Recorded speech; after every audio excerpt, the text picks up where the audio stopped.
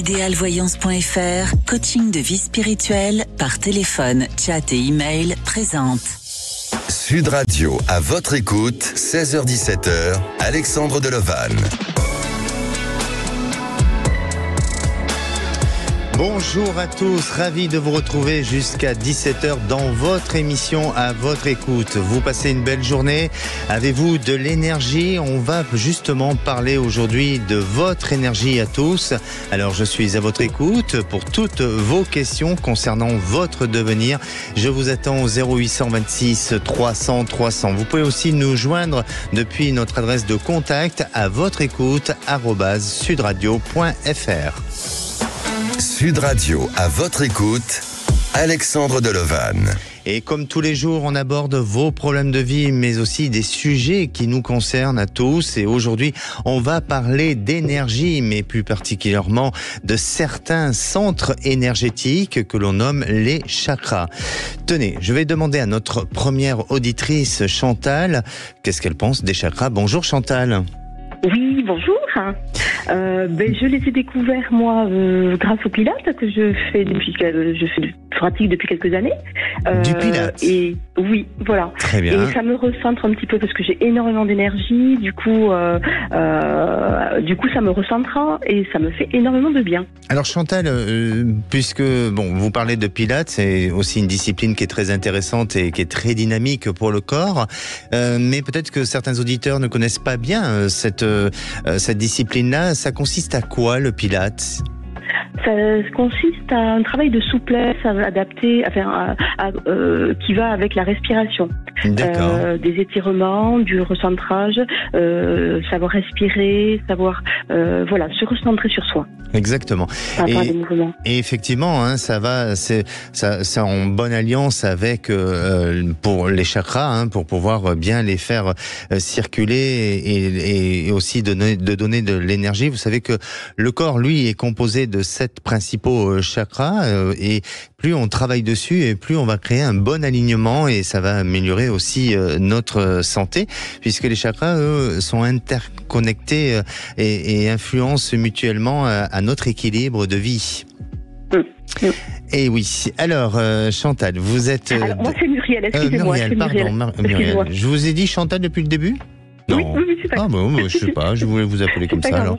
Mais c'est Muriel, désolé. Muriel, vous nous appelez de l'Occitanie et vous avez des doutes concernant votre couple. Vous dites que ça ne va pas très fort en ce moment. C'est ça. Alors il y a plus de projections, enfin pas me concernant, concernant mon conjoint, il n'y a plus de projections avec moi du moins, mais davantage avec ses copains, avec son environnement amical, avec beaucoup de distance, il dit ne pas savoir ce qu'il veut. Moi je me fais aider, je fais un travail en parallèle et je me demande s'il n'est pas déjà parti. Il s'autorise pas, j'ai l'impression. J'ai l'impression qu'il y a des vieux démons, il n'a pas de repères familiaux non plus. Est-ce que c'est ça ? Voilà. Donc beaucoup de questionnements. D'accord. Je rappelle, vous avez 52 ans. Oui. Et bientôt, vous allez faire vos 53 ans, c'est ça ? C'est ça. Oui. Ce mois-ci d'ailleurs. Oui. Et donc, vous êtes ensemble depuis combien de temps ? Plus de 20 ans. Plus de 20 ans, donc c'est quand même une sacrée histoire. Depuis combien de temps vous sentez que votre couple est en difficulté ou tout au moins vous avez du mal à supporter ce rythme-là ? Ça va crescendo. Ça va faire combien de temps ? Ça va crescendo en fait. Ah, ça va en crescendo. Voilà. Oui. Et ça s'est accentué depuis combien de temps ? Est-ce qu'il y a une raison particulière ? Je sais pas. Il y a eu un événement ? Oui, un décès dans la famille. Ah oui. De son côté. Effectivement, parce que, je sentais qu'il y avait quelque chose qui ressortait au niveau de sa famille, où il y a eu quelque chose pour lui de marquant et ça l'a un peu peut-être mis en recul face à certaines situations et je le sens pas réactif et notamment beaucoup moins dans cette notion de motivation, d'ambition vis-à-vis de votre couple. Alors Alors, je crois qu'il y a quand même des efforts qui vont être donnés parce que même si aujourd'hui la situation devient difficile, elle devient compliquée, mais je vous sens vraiment ne pas lâcher. C'est-à-dire, vous allez vouloir exprimer vraiment votre désenchantement, votre mécontentement envers lui, vos désaccords aussi, les conflits que vous pouvez avoir, et ça, je vous sens pas lâcher du tout, à tel point que je fais envers, oui. Voilà, exactement. Oui. Et je dirais même qu'à un moment donné, vous pouvez même vouloir aller vers presque, je parle pas de menaces, mais presque de dire, eh bien, on va se séparer, je vais chercher autre chose et je vais m'éloigner ou en tous les cas créer une séparation. Je vous vois pas pour autant la faire, mais on dirait que vous allez très loin dans le processus pour que lui puisse réagir et aussi à un moment donné déclencher en lui des prises de conscience qui vont lui permettre peut-être de mener quelques efforts. Et puis à vos côtés, ou en tous les cas à ses côtés à lui, il y a un soutien. Alors ça peut être d'un soutien familial, mais aussi d'un entourage qui va faire que, eh bien, ça l'amènera à raisonner, à prendre conscience qu'il faut avancer, qu'il faut réagir et qu'il faut peut-être trouver des solutions pour sauver le couple. Donc pour moi, il y a des possibilités, il y a un moyen ensemble de pouvoir un peu changer les choses. Après, cet homme se laisse un petit peu aller dans son quotidien et je ne suis pas si persuadé qu'il soit vraiment épanoui dans son travail. Oui, c'est vrai qu'il est beaucoup dans le faire et enfin ça lui plaît, mais il se détache de tout, j'ai l'impression. Oui. Il n'y a plus aucun intérêt à rien. C'est ça.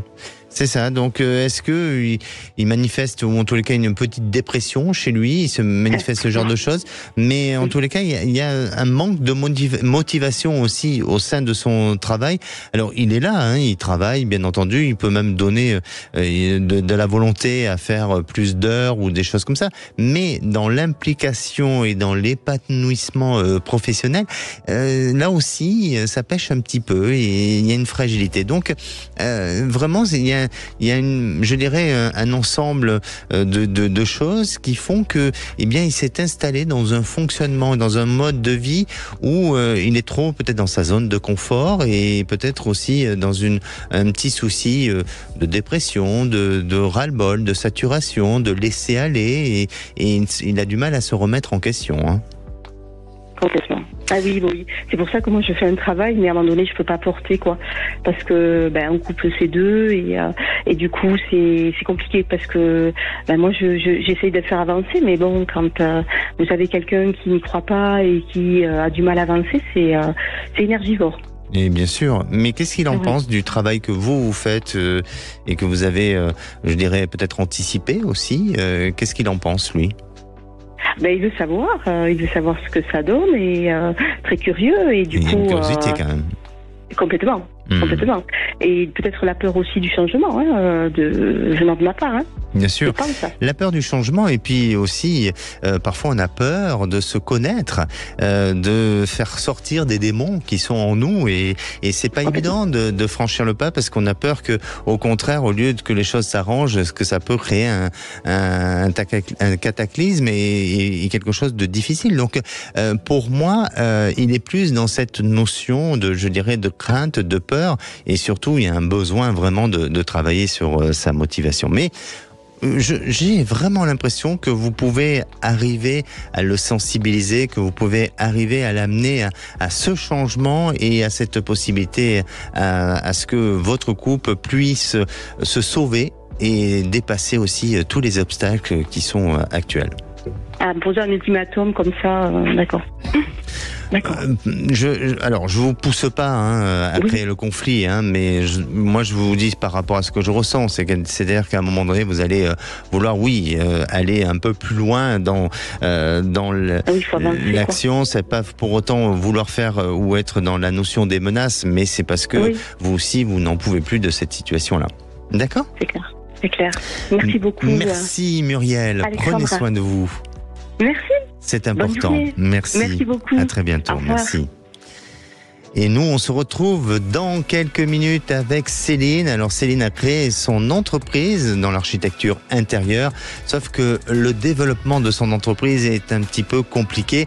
Est-ce que son activité va se développer avec le temps? On connaîtra la suite dans un instant. De retour dans votre émission, à votre écoute. Alors c'est le moment d'appeler le standard au 0826 300 300 pour poser toutes vos questions, qu'elles soient d'ordre professionnel, personnel ou purement sentimental. N'hésitez pas à le faire. Et puis aussi, vous pouvez très bien témoigner ou laisser des messages sur notre groupe à votre écoute sur Facebook. À présent, c'est le moment du saviez-vous, parce que vous savez qu'aujourd'hui on parle d'énergie, de nos centres énergétiques et notamment des chakras. Alors les chakras sont issus de la médecine traditionnelle indienne dite ayurvédique et remontent à plus de 5000 ans. Le terme chakra provient du sanskrit et signifie la roue. Leurs rôles sont de recevoir et d'émettre des énergies vibratoires agissant sur les organes. Et plus vous serez dans ce mouvement et dans ce travail de chakra, et plus vous arriverez à équilibrer votre énergie. Et je suis avec Céline. Bonjour Céline. Bonjour Alexandre. Bienvenue sur Sud Radio Céline. Oui, merci de me recevoir. Alors, vous, est-ce que vous travaillez vos chakras? Est-ce que c'est une discipline que vous connaissez un petit peu?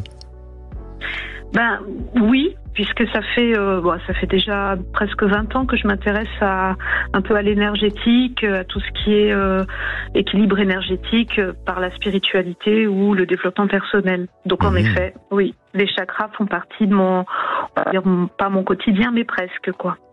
Est-ce que vous avez une technique particulière, Céline, à nous conseiller? Pour moi, en fait, j'utilise le rééquilibrage des 7 chakras lorsque je médite. D'accord, pour faciliter l'ancrage, oui, et l'alignement. Effectivement, la méditation est un bon moyen pour pouvoir rééquilibrer et dynamiser aussi vos chakras.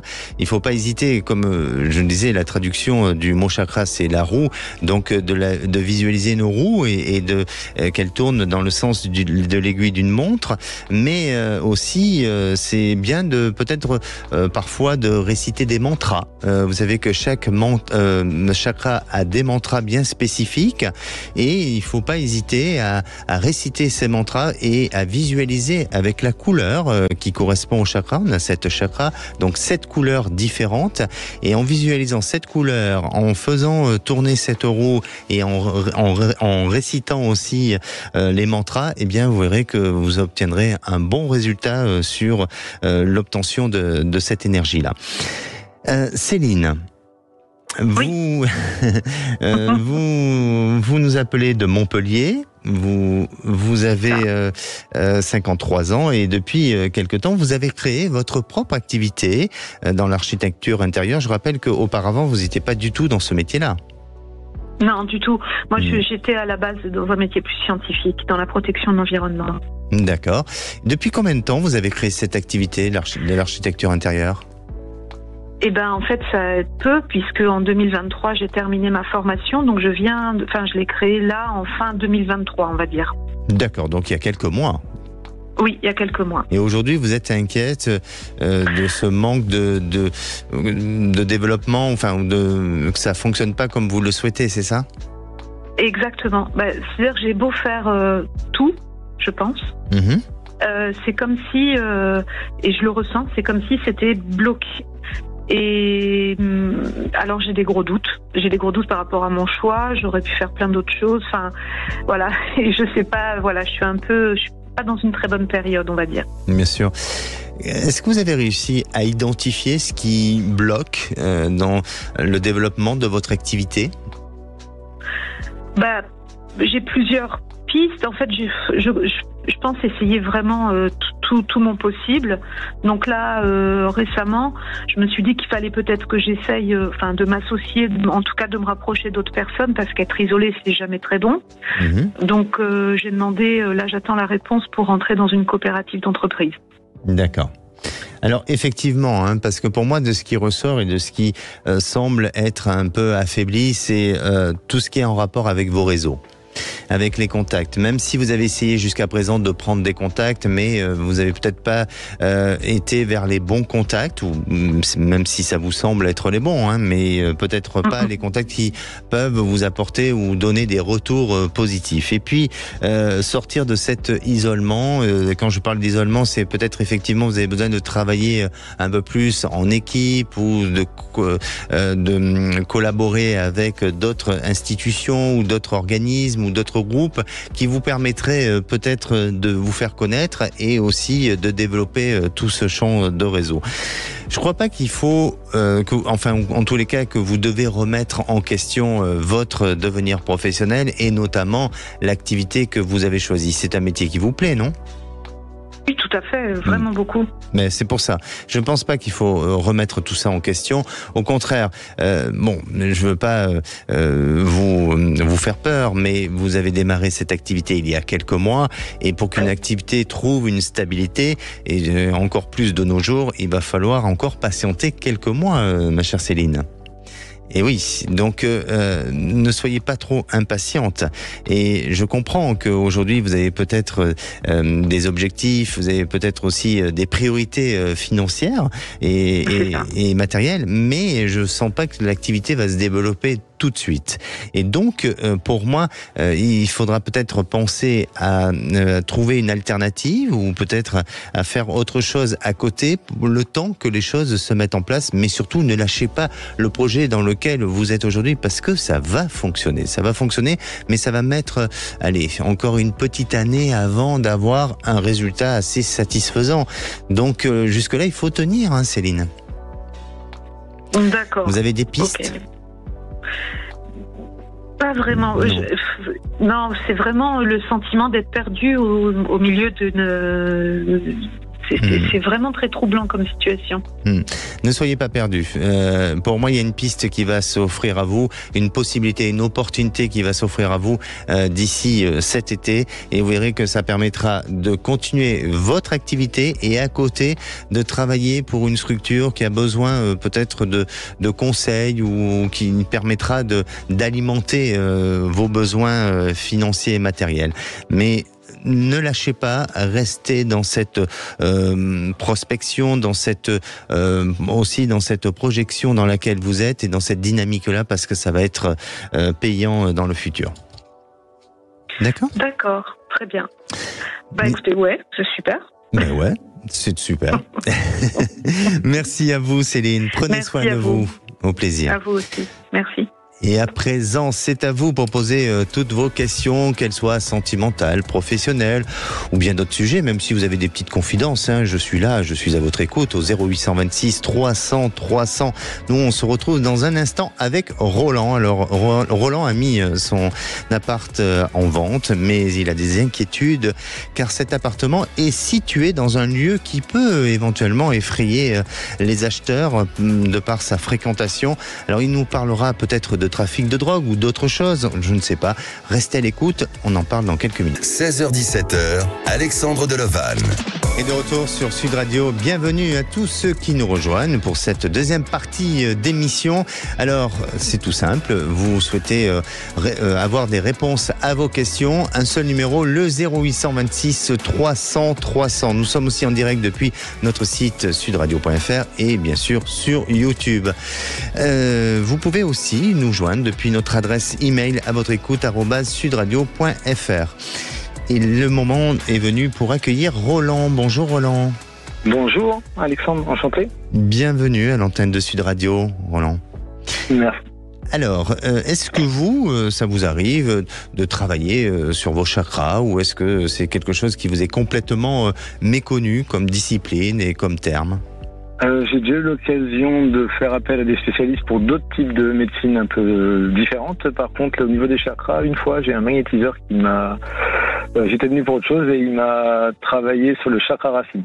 D'accord. Est-ce que vous avez senti une amélioration pour vous ou est-ce que ça n'a pas changé grand-chose ? Je dirais que... on va dire que... sur une courte durée, j'ai l'impression que ça fait quelque chose, mais que ça n'a pas duré. D'accord. Alors c'est aussi peut-être logique et normal, hein, parce que on réagit tous à des émotions et parfois, si vous vivez des périodes de fragilité où vos émotions fluctuent, eh bien forcément tout ce qui a été équilibré va vite se déséquilibrer. Mais il y a des méthodes et des techniques aussi qui peuvent vous aider. Que je vous parlais tout à l'heure de la visualisation, des couleurs, de pouvoir aussi réciter des mantras qui aident justement à rééquilibrer les chakras, mais les huiles essentielles peuvent parfois aider justement à pouvoir bien apaiser et éliminer tout ce qui peut être parasitaire et tout ce qui peut être toxique au niveau émotionnel et favoriser justement l'équilibre des chakras. Alors, vous nous appelez de Toulouse, vous avez 43 ans, Roland, et aujourd'hui, on est peut-être sur un autre sujet puisque votre question est sur la vente de votre appartement. C'est ça, c'est assez... Eh oui. Vous avez cet appartement depuis combien d'années ? Ça fait une petite dizaine d'années. Une dizaine d'années. Et si c'est pas trop indiscret, Roland, mais pour quelle raison vous vendez cet appart ? Pour chercher plus grand, car la famille s'est agrandie et là, on est un petit peu serré. D'accord. Et vous craignez de ne pas pouvoir bien le vendre à cause de la fréquentation et de l'environnement, c'est ça ? J'ai quelques voisins, il y a quelques années, qui ont mis leurs appartements en vente. Il y en a aussi qui sont déjà en vente dans la résidence, mais ça fait... Certains se vendent très rapidement parce qu'ils sont vraiment très très peu chers, en dessous du prix, et d'autres se vendent en 2 ans, 3 ans, parce qu'ils sont ils sont au prix, on va dire pas du marché, mais légèrement en dessous, mais ils sont pas donnés non plus, et donc... et par rapport au voisinage, en effet, donc ce qu'il y a, c'est qu'il y a des gens en bas qui, des fois, restent très longtemps, qui font un peu de trafic, comme vous avez signalé tout à l'heure. Donc ça peut faire peur de premier abord, mais c'est vrai qu'ils sont pas méchants en soi. Mais quand on vient visiter et qu'on connaît pas l'esprit familial, il y est pas, quoi. D'accord. Est-ce que la police de proximité, justement, veille sur ces gens-là ? Oui, après ils viennent régulièrement, comme quand il y a des choses à surveiller, quoi. Donc, d'accord. Là où il y a pas de... D'accord. Vous avez jamais été en danger ? Non. Non. Et autour de vous, est-ce que vous avez eu un voisinage qui s'est retrouvé en difficulté dans ce lieu ? Alors moi, mes proches et moi, on n'a pas de soucis particuliers. Maintenant, c'est vrai que je connais les voisins, mais je connais pas spécialement leur vie, etc. Mais après, nous, de ma femme, moi, ou la famille quand elle vient, etc., il n'y a vraiment aucun souci. Il n'y a vraiment aucun souci, mais c'est vraiment l'image que ça donne qui fait que ça freine les gens, et je le vois parce que concrètement... Mais c'est une cité, c'est une résidence, c'est quoi ? C'est une résidence, mais ça fait cité, donc oui, ça fait cité. Donc on arrive, c'est une résidence, mais il n'y a pas de HLM. Donc concrètement, les gens, quand ils viennent, pensent que c'est des HLM, etc., mais ça ne l'est pas. D'accord. Alors, moi, vraiment, de ce que je ressens, c'est que je ne vous sens pas avoir de difficultés pour vendre cet appartement. Et attention, que vous-même, vous ne vous créez pas des blocages et aussi cette fragilité, justement, à vendre l'appartement, et que vous ne soyez pas suffisamment convaincant. Alors, je ne sais pas, vous faites aider par des agences pour le vendre, ou c'est vous le vendez en direct ? Après, je suis peut-être un peu trop franc quand les gens posent des questions. Eh oui. mais non, après, oui, j'ai essayé de faire appel à un agent. Maintenant, ça n'a pas forcément changé grand-chose, dans le sens où je pensais qu'en passant par une agence, ça me permettrait de filtrer aussi les gens qui viennent pour visiter, juste tout simplement parce qu'il y a aussi des gens qui viennent sans savoir trop ce qu'ils cherchent, et c'est vrai que c'est un peu une perte de temps, ou des gens qui ont fait proposition, par exemple, mais qui ont fait la proposition pour bloquer et qui n'ont pas donné suite, ou voilà, ce genre de choses, quoi. D'accord. Donc, finalement, en passant par une agence, j'ai pas eu l'impression, en tout cas, que ça améliorait les choses. Mais j'ai tenté ma chance par une agence aussi. Donc, d'accord. Mais vous essayez aussi de le vendre en direct ? Exactement. Parce que je perçois les deux, hein. Il y a agence et le direct. Moi, alors, ça veut pas dire pour autant que vous devez mentir, pas du tout, hein. Et je crois que soyez naturel et n'ayez pas peur de dire les choses. Après, les personnes qui achèteront cet appartement, ce seront des personnes peut-être avec une génération plus jeune, qui n'ont pas peur d'un environnement. Je ne veux pas dire que votre environnement moment est complètement insécuritaire, mais en tous les cas, je sens pas de danger à ce niveau-là. Je ne sens pas de blocage en particulier, et je crois que il faut pas faire une comparaison avec le voisinage ou avec ce qui s'est vendu jusqu'à présent, parce que votre appartement a peut-être une différence comparé aux autres qui pourrait permettre justement de pouvoir bien le vendre. Alors est-ce que c'est vis-à-vis d'une exposition, est-ce que c'est l'agencement des pièces, mais vous avez un plus qui donne de l'avantage et du positif. Et puis ensuite, ce qu'il y a autour, effectivement, faut l'expliquer, mais sans pour autant donner ce sentiment de crainte, de peur, d'angoisse, parce que c'est pas le cas. Et je pense même qu'à l'avenir, eh bien, ce problème-là de fréquentation ou autre peut s'effacer, s'éloigner, ça peut se régler. Donc, ce n'est pas amené à s'empirer, bien au contraire. Donc, ne baissez pas trop le prix de votre appartement. Ne soyez pas dans cette peur de le vendre, mais au contraire, justement, travaillez plus vos arguments et votre confiance en vous et cette détermination qui va faire que vous allez bien vendre l'appartement et aux bonnes personnes. Et aussi, je crois beaucoup à l'énergie, vraiment, Roland, parce que si vous vendez avec une crainte ou une peur qu'à un moment donné vous fassiez un acheteur insatisfait, vous allez vous attirer ça. Et vous allez vous attirer l'acheteur qui, à un moment donné, pourra très bien vous reprocher ou vouloir peut-être contester quelque chose. Donc, pour éviter ce genre de choses, soyez en phase avec vous-même. Et puis surtout, vous avez vécu combien d'années dedans, vous m'avez dit? 10 ans? Une bonne petite dizaine d'années. Ah oui, donc vous avez vécu 10 ans, donc vous connaissez justement la vie au quotidien de ce quartier. Vous avez, vous êtes bien placé pour en parler, pour pouvoir justement bien vendre votre appartement, et vous allez le faire. Vous verrez que d'ici l'automne 2024, eh bien, la vente de cet appartement pourra se faire et s'acheminer.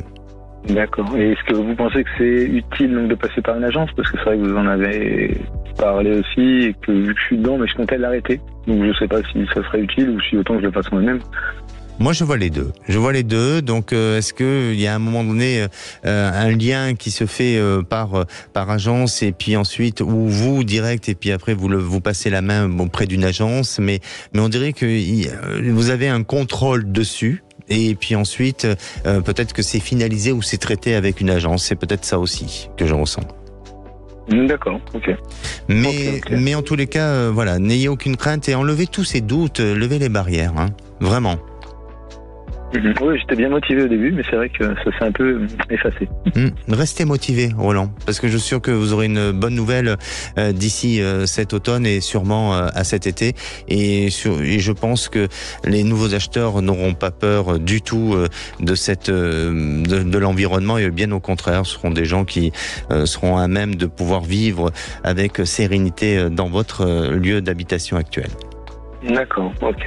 D'accord. Ok, super. Bon, ça va. Prenez soin de vous. Ça marche. Merci beaucoup. Merci pour tout et à bientôt. Merci. Sud Radio, à votre écoute, Alexandre Delevanne. Et la parole est à Laura. Bonjour Laura. Bonjour Alexandre. Vous nous appelez de Montpellier, Laura? Oui, tout à fait. Bon, vous avez beau temps? Oui, c'est beau, oui. Bon, parfait. Laura, est-ce que vous travaillez sur vos chakras ou est-ce que c'est une discipline que vous ne connaissez pas? Non, je connais pas trop les chakras. Je fais un peu de méditation, mais les chakras en eux-mêmes, je m'y intéresse que maintenant. D'accord. Vous faites déjà de la méditation, donc c'est déjà pas mal. C'est une approche pour justement travailler dessus. Et puis, si à l'occasion vous avez un besoin d'y travailler, n'hésitez pas à le faire. Ça va que compléter la méditation, et c'est important, comme je disais, pour travailler sur son équilibre énergétique. Laura, vous nous appelez, vous, pour une rupture sentimentale. C'est ça, oui. Racontez-nous un petit peu. Alors j'ai rompu avec mon copain il y a un petit peu plus d'un mois. D'accord. Ça faisait 2... Oui, vous avez 22 ans, c'est ça? C'est ça, 22 ans, oui. Et votre compagnon? Il en a 27. 27, ok. Donc vous avez rompu il y a 2 ans? 2 mois, pardon, 1 mois, pardon. Il y a un petit mois, oui. Oui, exact. Et vous êtes restés combien de temps ensemble? 2 ans et demi. 2 ans et demi, ok. Voilà, donc c'est une rupture assez récente et depuis cette rupture, j'ai rencontré quelqu'un avec qui j'ai passé une nuit, mais il s'est rien passé de plus. Et depuis cet instant, je me suis vraiment rendu compte que c'était mon ex que je voulais. Sauf que lui a appris que j'étais allée voir ailleurs pour une nuit et me dit que c'est impardonnable, qu'il n'arrivera pas à passer à autre chose. Alors qu'on arrive quand même toujours à se parler, tout ça, donc j'aimerais des éclaircissements. Non mais attendez, Laura, vous, quand vous avez passé la nuit avec ce garçon, la rupture était annoncée. Bien sûr, oui, on était déjà plus ensemble, oui. Bah, pourquoi alors il réagit comme ça? Ah bah je sais pas, je comprends pas. Pour lui c'est impardonnable alors qu'on n'était plus ensemble, c'est pas une tromperie. Et il veut vous faire payer quelque chose, hein? J'ai l'impression, oui. Mais pour quelle raison vous êtes séparés tous les deux? Il y avait des malentendus sur certaines choses, sur des histoires avec des filles que je comprenais pas, donc j'ai préféré abandonner peut-être un peu trop vite, mais c'est comme ça que j'ai décidé d'arrêter. Avec des filles? C'était quel genre de filles?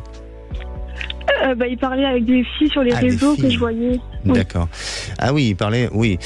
Bah, il a un fonctionnement assez étrange, hein, quand même, hein, parce qu'il vous reproche d'avoir, après la rupture, d'avoir passé un moment avec un garçon, et lui se permettait d'aller de se connecter avec des filles. Voilà, il n'y avait rien d'ambigu envers elle, mais moi, j'étais pas d'accord avec ça dès le départ. Oui, mais enfin, l'approche et l'idée est quand même pas très claire, non? Bah oui. Bah oui. Vrai. Et donc, vous avez, à un moment donné, vous avez eu marre et vous avez dit stop à tout ça. Voilà. Ok. Comment il l'a pris, cette nouvelle? Mal pris. Il l'a mal pris. Oui. Mais il a pas fait grand-chose pour me garder non plus. Enfin, il a beaucoup de paroles pour me montrer qu'il voulait pas que je le quitte. Mais c'est vrai que les actes derrière ne suivaient pas. C'est pour ça que je l'ai quitté. C'est pour ça que j'ai pris cette décision. D'accord. Et aujourd'hui, qu'est-ce qui vous manque chez ce garçon? Tous nos moments, parce que j'étais quand même bien avec lui, je sentais que c'était le bon pour moi. Peut-être que on a eu des difficultés à discuter et c'est ça qui a fait que ça a cassé. Mais maintenant, vous êtes nostalgique de votre histoire? Oui, triste de l'avoir perdu. Oui. Alors, moi, bien sûr, hein, vous avez peut-être vos torts, il a ses torts aussi, hein, et après je veux pas juger, évidemment, parce que votre histoire, vous l'avez vécue, vous connaissez votre histoire, vous connaissez aussi cet homme, mais prenez en compte quand même les faiblesses et les fragilités que vous avez eues ensemble, et ça, ne les oubliez pas, n'effacez pas de votre mémoire ce qui s'est passé auparavant. Oui. Ensuite, je crois et certainement que cet homme, il n'a pas lâché avec vous, et sûrement le fait qu'il réagisse aussi violemment à la suite de la rupture, eh bien c'est tout simplement parce qu'il a encore de l'attachement, il a encore du sentiment, parce que sinon il en serait complètement détaché, oui. Il n'aurait pas eu cette réaction-là. Pour moi, il essaye de vous faire payer quelque chose. Alors est-ce qu'il a une frustration parce que lui-même s'est pas autorisé des choses durant votre histoire, et donc du coup, eh bien ça le renvoie à des frustrations? Ça, c'est pas impossible. Je pense qu'il y a un besoin d'un temps pour que les choses se digèrent et se mettent en place. Ensuite, il y a cette capacité, effectivement, à ce que vous puissiez reprendre une histoire, à ce que les choses puissent se remettre en place, mais ça va demander un petit peu de temps avant que monsieur se décide, avant que vous arrivez à trouver un accord, parce que ça passe par des compromis, par des négociations, par pas mal de choses, des reproches aussi, hein, oui. Pas mal de choses dans ce sens-là. Mais pour moi, ce qui est le plus important, Laura, c'est la suite de votre histoire. Et la suite de votre histoire, sur le long terme, eh bien, je sens que c'est difficile, c'est compliqué, parce que vous êtes en train d'évoluer tous les deux vers de nouveaux chemins, vers la possibilité d'avoir peut-être d'autres projections de vie. je veux pas jouer le moralisateur, hein, mais vous êtes jeune et vous avez encore pas mal de choses à vivre et on évolue avec le temps et c'est ce qui va se passer autant pour lui que pour vous. Alors on peut très bien évoluer ensemble, il n'y a pas de problème, hein, mais là je vous sens prendre des chemins un peu différents, autant vous que lui, et par la suite sur le long terme je ne sens pas une histoire qui puisse durer. Mais pour répondre à votre question et dans l'instant T, eh bien oui, il y a une possibilité à ce qu'il y ait un retour, mais patientez, ne soyez pas pressés, laissez-le un peu gérer et être le dominant. Ok. Le mâle alpha, comme on dit. D'accord ? Ok, très bien. Merci, tenez-nous au courant, Laura. Merci beaucoup, Alexandre. Merci à vous, prenez soin de vous. Et c'est à vous, vous avez besoin de mon ressenti, d'être accompagné dans votre évolution de vie. Je suis à votre écoute. Un seul numéro, le 0826 300 300. On se retrouve dans quelques minutes avec Antoine. Antoine a toujours son fils qui vit avec lui. Va-t-il s'émanciper et prendre son indépendance bientôt? La réponse est juste après, le temps d'une pause. Sud Radio, à votre écoute, 16h-17h, Alexandre Delevanne. Et de retour dans votre émission à votre écoute pour cette dernière partie. Alors il vous reste encore quelques minutes pour appeler le 0826 300 300. La parole est à Antoine. Bonjour Antoine. Oui, bonjour Alexandre. Bienvenue sur Sud Radio. Merci.